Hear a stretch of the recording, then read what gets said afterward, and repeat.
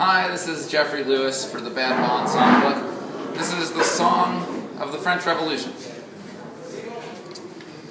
The King of France was absolute, the people all were destitute, the year was 1789.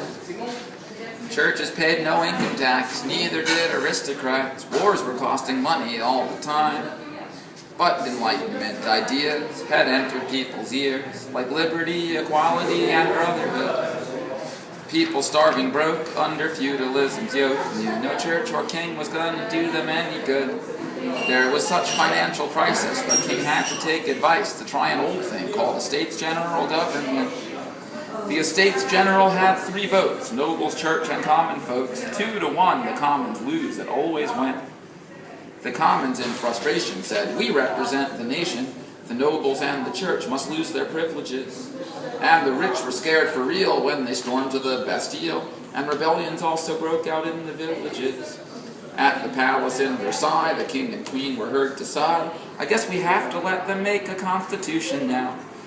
Then the Women's March embarrassed them and chased them into Paris, and the royals learned they'd lost their power anyhow. Arguments got hot whether to keep a king or not. Different groups saw different ways to run the country best. But when the royal family tried to flee the country in disguise, they were busted and then put under a house arrest. And all of Europe's kings were terrified to hear these things, so France was threatened on all sides by enemies. And when these other kings declared the King of France had to be spared, that made the King of France look worse to revolutionaries. They built a new machine, the quick and painless guillotine. They said it's fairer than the king's medieval torture rack. And they put it to a vote, and then they dropped it on his throat, and every king across the world just had a heart attack.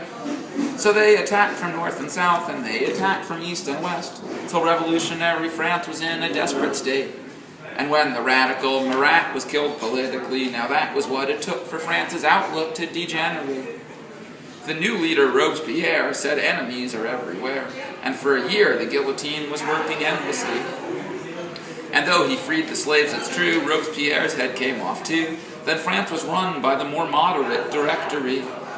But the Directory was lame, and France's only good news came from their army out in Europe, winning more and more. And the man who made them win was General Napoleon, but when he came back home, he made himself the emperor.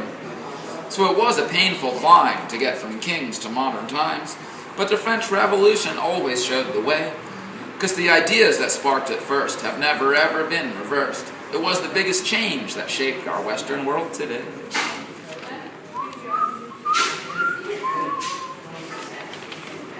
And that's the story of the French Revolution.